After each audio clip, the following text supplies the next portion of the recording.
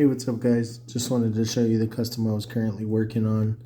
This is black and grayish brown Jordan 1 custom for one of my clients. It just so happened to be in the military with the rank of staff sergeant and also a doctor in the education field. So this was just a quick custom that we threw together for him. On the tongue tags, we put the education cap, or the graduation cap, excuse me, and then also the staff sergeant rank on the tongue tag. So basically what I wanted to do was I wanted to show you guys how to make yourself stand out in any other custom, or from any other customizer out there that does all this simple basic colorways, things like that. One of the most important parts, I feel, in painting or doing your customs is painting your edges. So you can see here my edges are unpainted. That's the steps that I'm about to do right now. The problem is it's always tough. It's hard to paint the edges. It's time consuming, it's tedious, but it's one of the things that make or break the custom, in my opinion. That's one of the things that could separate you from somebody else or one of the other people, customizers that are out there. So basically, I usually use a small paintbrush or even like a nail brush. Like I got all these nail brushes here, super fine tips. Or of course, we'll use the toothpick. Shout out toothpick gang. But basically, you fold the edges back and you can paint them like this, and it'll come out just fine on those parts. But what about these parts, are the tighter parts, where you got to get in there and focus so you don't touch the edge of the panel that doesn't have paint. So I'm going to show you what I do. Is I get this Cricut spatula, just a basic spatula I bought with the tools for when I first got the Cricut. But basically, I'll take this spatula and I'll wedge it underneath the panel, and I'll get my toothpick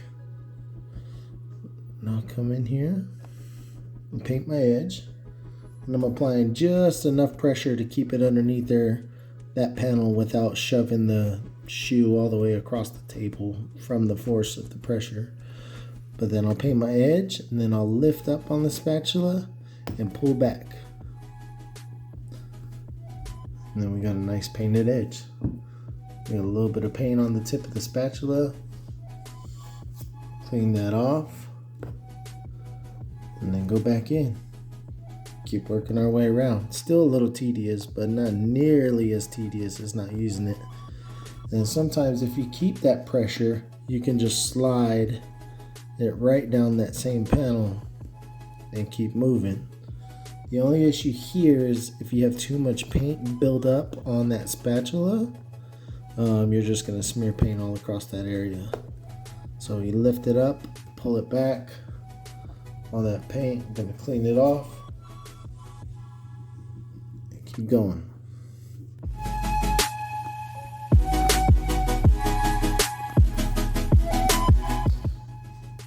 Also use a paintbrush, use shader. I like the shader because it's small. And exact same thing if you're not wanting to use the toothpick or can't get the hang of using the toothpick, and just basically brush it on there the exact same, only that brush is going to hold a lot more paint.